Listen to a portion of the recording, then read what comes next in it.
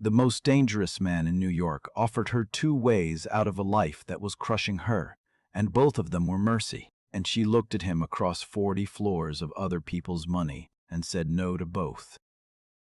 He had never in his life heard the word twice. Nobody said no to Damiano Vitale and kept their voice that steady.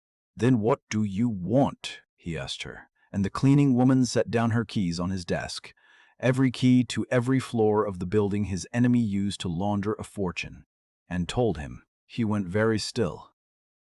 And that was the night the woman who emptied their trash became the thing that emptied their accounts. Sleet came down on Manhattan sideways that November, the kind that never became snow and never had the decency to stop. And Nora Bennett rode the freight elevator up to the 40th floor at 11 at night to clean up after people who would never know her name. She was part of the building the way the vents were part of the building. The night crew came up after the offices emptied in gray coveralls with Sterling Facility Sir stitched over the pocket, and they wiped down the glass and emptied the bins and vacuumed the miles of carpet. And by the time the analysts came back at 7, the whole floor smelled faintly of lemon, and nothing had ever been disturbed.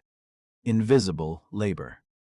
The best kind, as far as the tenants were concerned. Work that erased its own fingerprints. Nora was 33. And she had a ring of keys on her belt that could open every door in a 60-story tower.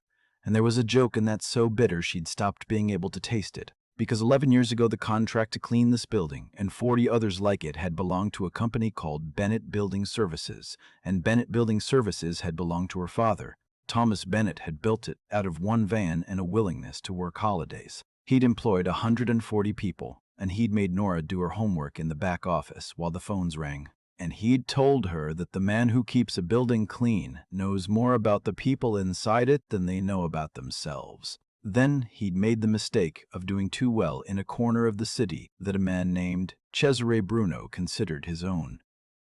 There'd been a bid Thomas won that he shouldn't have, then an audit that came from nowhere, then a supplier who swore under oath to things that never happened, and a bank that called a loan all at once and a contract lost. And the company sold at the bottom of a hole to a shell that cleaned itself up and re-emerged as Sterling Facility Services. Thomas Bennett died 2 years later of a heart that had simply been asked to carry too much in a rented room with a box of unpaid invoices beside the bed like a second family. He left a widow with a bad heart of her own. A 19-year-old son the Bruno crews were already circling, and a debt that had been carved up and sold and resold until it belonged at the bottom of every paper trail to the same man who had manufactured it. Cesare Bruno had ruined Thomas Bennett and then bought the right to keep charging his family rent on the ruin. So Nora cleaned the buildings her father used to own for the company that had eaten his, and she kept her face flat and her keys close, and she waited for a door she couldn't yet see. "You're wiping that same panel again," said Marisol. The crew called her Sol, coming down the corridor with the wide dust mop. Grace Molina had put Nora onto this job when the diner closed. Sol had adopted her in the first week. "Nora, it's clean." "It was clean 10 minutes ago." "What's in your head?" "Nothing." "Bills." "Sammy?" "Sammy owes them $4,000 he never borrowed," Nora said, "and they keep finding ways to make it 5. And Mom's on the transplant list behind 200 people. And the meds that keep her on the list cost more than we clear in a month." She realized she was still scrubbing and made herself stop. "So, bills." The private elevator chimed. That was wrong. The private car didn't run at night. And both women turned. The 40th floor had a glass boardroom the tenants rented out. And tonight, it turned out someone had. The doors opened on a spill of light and champagne. And 40 people in the kind of clothes that don't come in Nora's size, some charity thing running late. And Nora's stomach sank because a late event meant the crew cleaned around live bodies, and live bodies at parties liked an audience. Camilla Ashford found her within the hour. She came out of the boardroom in a column of pale silver, a glass in her hand and boredom in her eyes, looking for something to do. And she watched Nora crouch to wipe a spill of wine off the marble with the frank curiosity of a woman at a zoo. "Oh, careful getting up," Camilla said, not unkindly. That was the trick of it. She never sounded unkind. I only say it because, well, she tipped her head, considering Nora's coveralls, Nora's body, the whole of her at once. They really ought to give you people a more forgiving cut. It can't be comfortable, bending like that. Is that why they hide you on the night shift? So the daytime tenants don't have to. She made a small, graceful gesture, a wave that took in everything about Nora and dismissed it. Process it? A few of the party had drifted over. Somebody laughed. The low, ugly courtier laugh of people agreeing with money. And then Gerald Thorne appeared at Camilla's shoulder. Sterling's night operations manager, Bruno's man in a cheap goods suit, delighted to be near real wealth. And he put his hand on the back of Nora's neck. Not hard, familiar, the way you'd steer a dog off a couch. She's not bothered, Gerald announced to the little crowd. Best cleaner I've got, aren't you? Doesn't say much. That's why we keep her. He gave her neck a little shake, jovial, proprietary. Big girl, big worker. Tell them you don't mind, Nora. You're embarrassing me. Every eye. The marble cold to the knees of her coveralls. 33 years of this filed away brick on brick. And she stayed down there on the floor and said nothing. Because the keys on her belt were the only power she had, and you do not draw a weapon you can't yet use. Take your hand off her. It came from the boardroom doorway, and it wasn't loud, and the whole floor stopped as if someone had cut a wire. Nora looked up. He stood with a drink he wasn't drinking in a suit so plainly perfect it made every other man in the room look like he was wearing a rental, and he was not the biggest man there.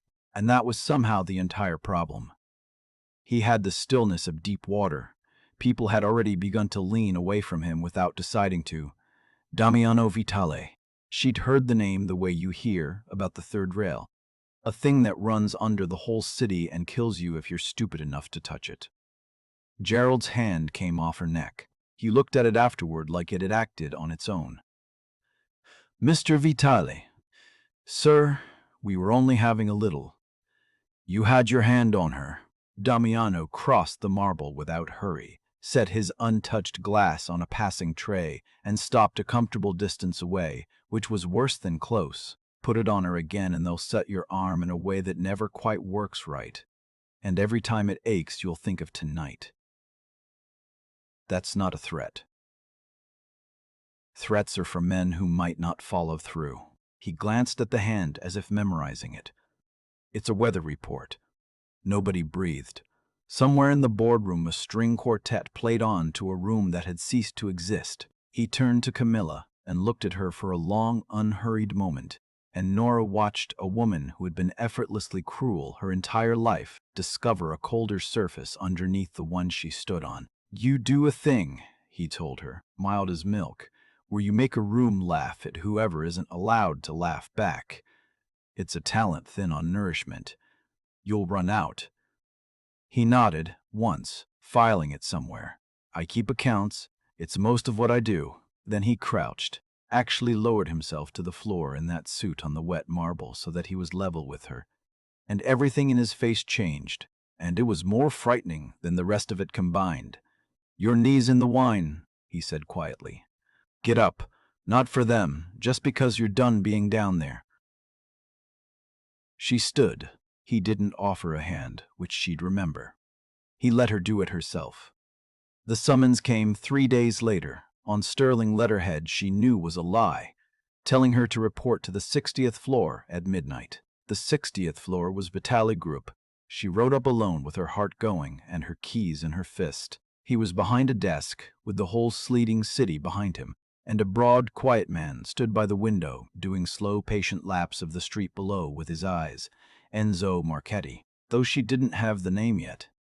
Sit, Damiano said. Please. I looked into you after that party.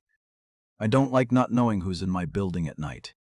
He turned a thin folder a quarter-inch on the desk. Nora Bennett, daughter of Thomas Bennett of Bennett Building Services, which held the contract on this exact tower for 9 years, before it was taken apart on a fabricated audit and swallowed by a shell that Cesare Bruno controls to this hour. He looked up. You clean the floors your father used to own. For the man who killed him. That's not a coincidence Bruno arranged. It's just a cruelty the city arranged on its own. And those are the ones that rot you. You didn't call me up 40 floors to tell me my own life, Nora said. No.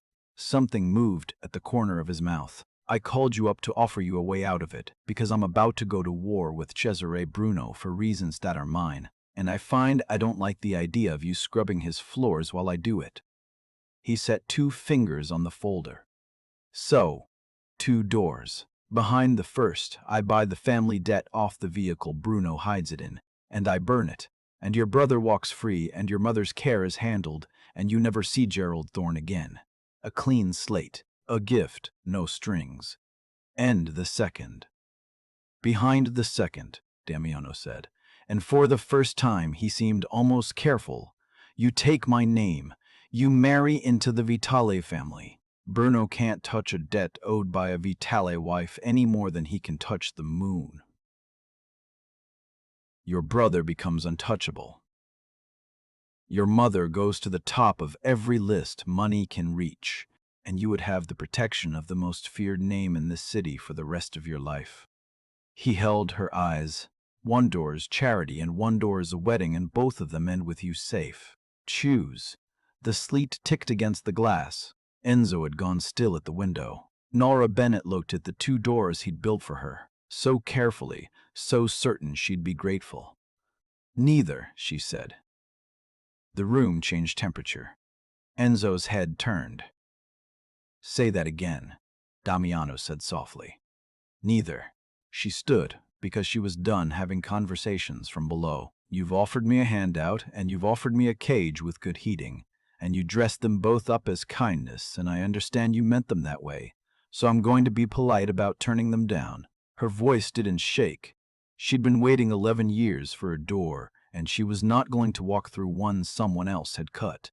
I don't want to be rescued. Rescue is just a nicer word for being carried, and I've been carried by men my whole life. Carried and put down wherever it suited them. And I won't take a name to hide behind. If Cesaruno falls, I want to have knocked him down myself with my own hands, so that on the last day of his life he knows a cleaning woman did it. A gift can't give me that. A wedding can't give me that. So, neither. Then what do you want? Damiano said, and he was not humoring her. He genuinely didn't know, and that alone had apparently not happened to him in years. Nora took the ring of keys off her belt and set it on his desk. 60 floors of brass, warm from her body, ticking softly as it settled. I want in, she said. As a partner, not a project. You want Bruno gone in daylight, dismantled, made an example of. Fine, so do I. But you can't get to him. He sits at tables with you. He's careful. Careful men leave you nothing to hold. I can get to him because I'm nobody. I've been in every one of these buildings after dark for 2 years. I know which offices don't lock, which shredders jam, which men leave their screens up because they think the woman with the mop can't read. She put one finger on the keys. You've got the muscle and the money. I've got the keys and the invisibility. That's a partnership. The other 2 were just you being generous, and I'm not for sale and I'm not for saving. I'm for hire on my terms, and my terms are that I'm in the room when he falls. Damiano Vitale looked at the keys on his desk for a long moment, and then he looked at her, and something in his face that had been closed for a very long time came unlatched. In 20 years, he said, no one has ever turned down both doors and offered me a better one. He stood and extended his hand across the desk, not to help her up this time, but to shake the way you close a deal between equals. Partners. She took it. His palm was warm, and there were old scars across the knuckles, and she thought, this is the door. The one nobody built for me.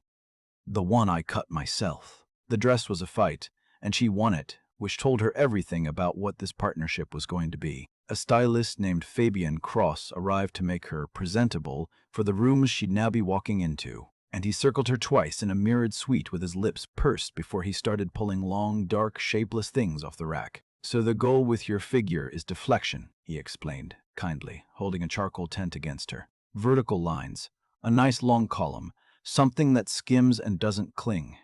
We want the eye to travel up, away from the. We minimize, we lengthen, You hide her. Damiano had come in without a sound. You're dressing her to walk in, already apologizing. She's going into rooms to take a man's empire apart. Put her in an apology, and you've lost half the fight before she opens her mouth. He pushed the rack of dark clothes away with the flat of his hand. Slow, final. Out. Fabienne fled. Damiano turned. What do you want to wear? Nobody had asked her that in her adult life. She had to look away for a second. Sapphire, she said. Deep blue. The blue right before black. The color of the last hour of a night that's about to end. Heavy. Something with weight that holds its shape and doesn't hide in itself. Sleeveless. She lifted her chin at the mirror. I've got strong arms. I've been carrying other people's dead weight up freight elevators for 2 years, and I'm done pretending my body's an accident I have to hide. Let the whole room see exactly how much of me there is. If that's a problem, it's a problem with the room.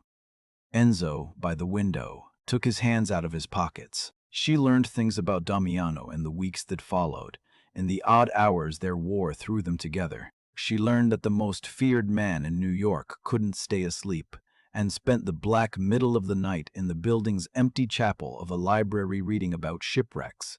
Always shipwrecks, disasters at sea. Men who'd made one wrong call in the dark. She learned he'd been 15 when his father was killed in a car, exactly like the ones that killed men like Thomas Bennett, and that he'd spent his whole life becoming a thing that doesn't get killed in cars. She learned he pressed his thumb to an old scar on his wrist when something reached him, and that he did it, once, watching her walk a room, and pretended it was the cold. They talk about you like you're a natural disaster, she said to him once, both of them in the dim library at 3 in the morning, the city humming below. Like weather. Why? Because I made sure of it early, he said. He turned a page without reading it. The men who last aren't the loud ones. Loud is fear with a costume on. The men who last are the exact ones. You say a thing once, you mean all of it, and the room does the rest of your work for you out of its own imagination. It's efficient. He set the book down. It's also a way of turning yourself into a story until there's no man left inside it. And then a woman puts 60 keys on your desk and turns down the 2 nicest things you own, and you remember you used to be a person. It's inconvenient being reminded. I'd stop if you'd let me. I won't, Nora said. No, he agreed almost to himself. I don't imagine you will. The first blow was hers, and she never once let it be called anything else. Cesare Bruno's cleanest money moved through a chain of legitimate businesses, and the crown of it was Sterling Facility Services. Because a cleaning contractor with 400 buildings and 1,100 employees is the perfect machine for turning dirty cash into payroll invoices and taxes paid on time. It was invisible. Nobody audits the company that empties the bins. But Nora had grown up in the back office of a cleaning company. She knew, the way you know your own childhood kitchen, exactly what a real crew costs and exactly how many bodies a floor actually takes. Sterling bills 400 buildings for full overnight crews, she told Damiano and Enzo, spreading route sheets across the desk. Sheets she'd walked out of a supply closet in a mop bucket, because who searches the cleaning woman? But half those crews don't exist. I've worked the routes, there's no way they're staffing what they invoice. They're billing phantom shifts, hundreds of workers who were never hired, paid in cash that only moves on paper.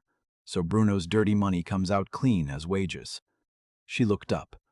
You don't need a witness. You need a labor auditor, an unpaid overtime complaint from a name that's real, and one reporter who wants to write about invisible workers. The fraud is the whole company. You just have to make somebody count the mops. Enzo looked at Damiano. Damiano looked at the sheets for a long, long time. I've had accountants for 20 years, he said quietly, who never found me a cleaner way in than the woman who reads route sheets. Enzo, she found the seam with a mop bucket. She did it herself, because that was the deal, always. She walked into a labor board office in sapphire blue with her spine like a plumb line, and filed a complaint under her own name, and she stood at a bar afterward beside a reporter who wrote about the people. Cities pretend not to see, and said quietly, Ask Sterling how 1,100 employees fit on 400 payrolls. Ask them to produce one phantom. Watch what happens to their faces. 3 weeks later, the story ran. The labor investigation opened. Sterling's accounts froze, and $90 million of Cesare Bruno's laundry stopped spinning and had to surface. In the open, in daylight, where a careful man was suddenly forced to reach for it with his own bare hand. They came for her on a Sunday, in the freight elevator, because that was the one place she was always alone. She felt it before the doors even opened on the 40th floor, a wrongness in the air of a building she knew better than her own apartment. There was a man in the dark boardroom who had no reason to be there, standing with the terrible economy of someone who did this for a living, empty hands loose at his sides. Later, Enza would tell her his name was Kane, and that he'd done this 11 times, and that 11 people had never seen the 12th minute. He wasn't there for Nora. He was there because at 11:15, Damiano Vitale was coming to the 40th floor alone to walk the site with her before the next strike. Alone. Because the only person who knew he'd be there without his men was Renzo Fontana. Kane's hand drifted toward the small of his back, and there was no time to shout. So Nora did the only thing a woman who'd cleaned buildings for 2 years knew how to do fast. Her cart was right there. She had a spray bottle of industrial degreaser hooked to her belt. The concentrate. The stuff that came with a warning she'd read 100 times. And she put a stream of it straight into his open eyes, and while he was blind and roaring.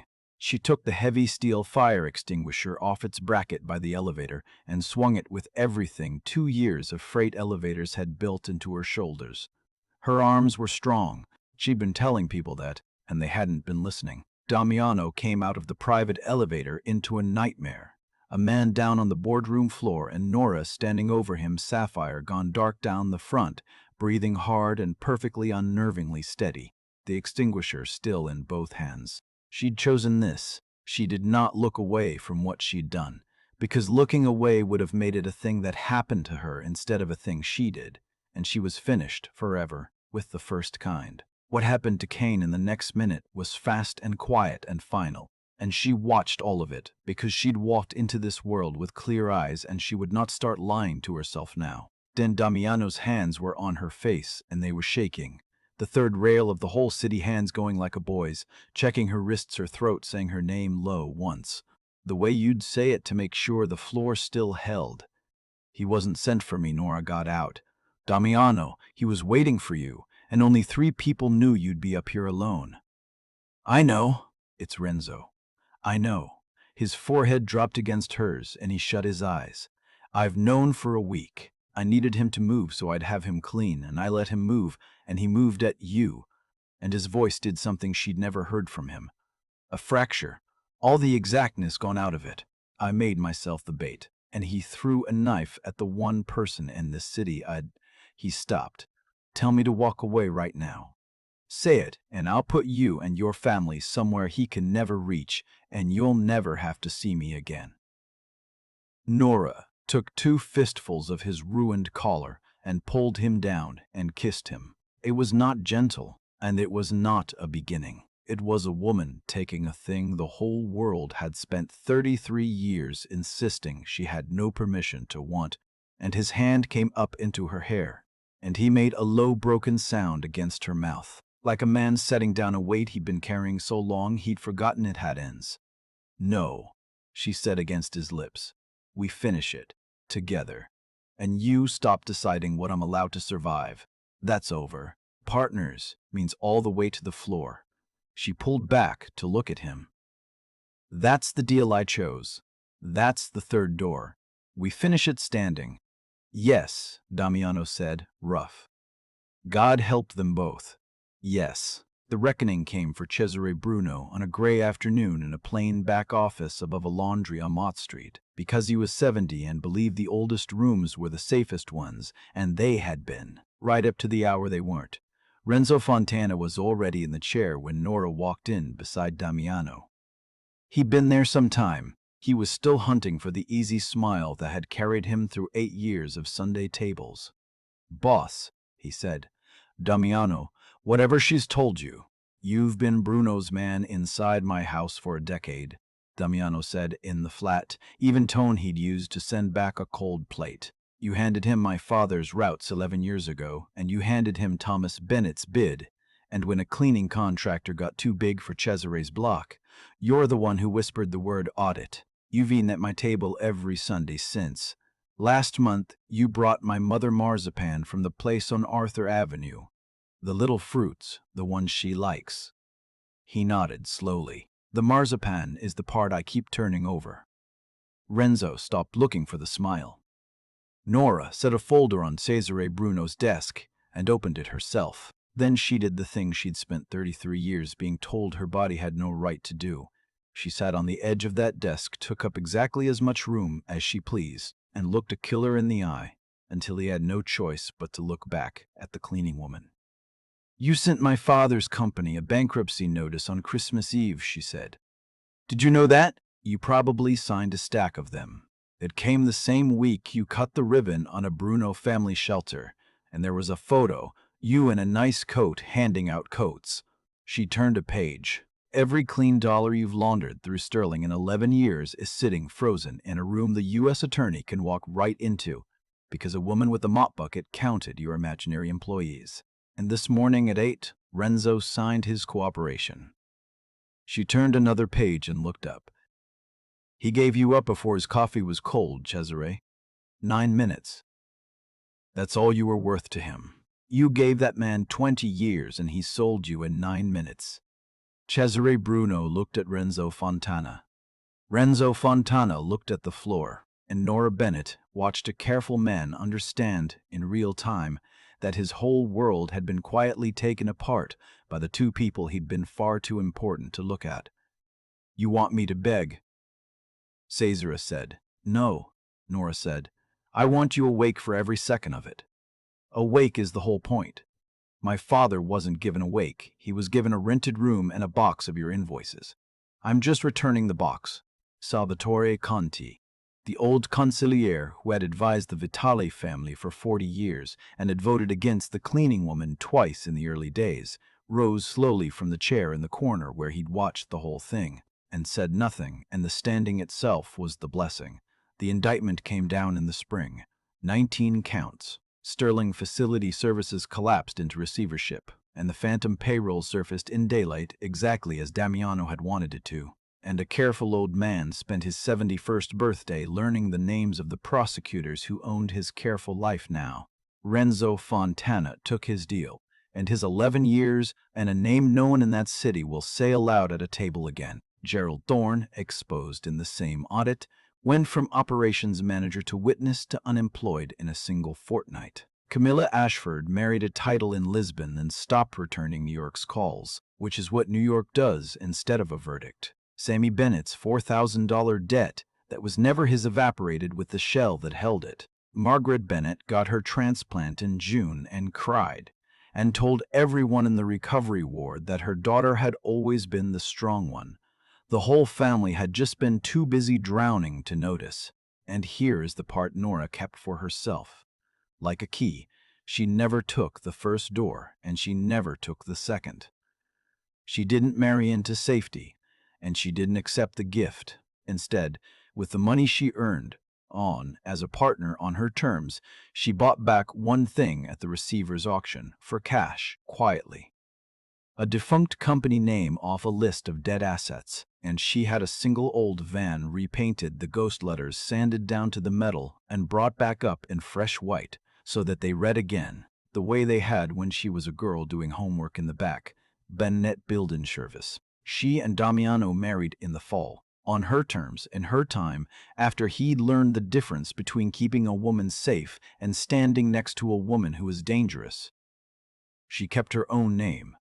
Everybody understood. And when the most feared man in New York said his vows in that even voice that never had to climb, he promised to be exact about her every day he was breathing. And half the hard men in the room went still, because they knew precisely what exact meant when he said it. And they understood that the cleaning woman in Sapphire was no longer anyone in this city could afford to look through. For years they handed her the keys to every room and never once wondered why she was so quiet, so easy to talk around, so simple to forget. They were sure she was nobody. That's the flaw in deciding a person doesn't count. You relax, you leave the screen up. You let her empty the bin while you say the thing you shouldn't, and the woman with the mop hears all of it and keeps all of it. And one day she comes back through a door you forgot you'd given her a key to. So be careful who you make invisible in a room. She may already be holding the keys to everything you own. If her reckoning gave you chills, hit that like button. Share this with someone who's done watching heroines wait to be saved. And subscribe for the next story. Then tell me down in the comments, who should she come for next?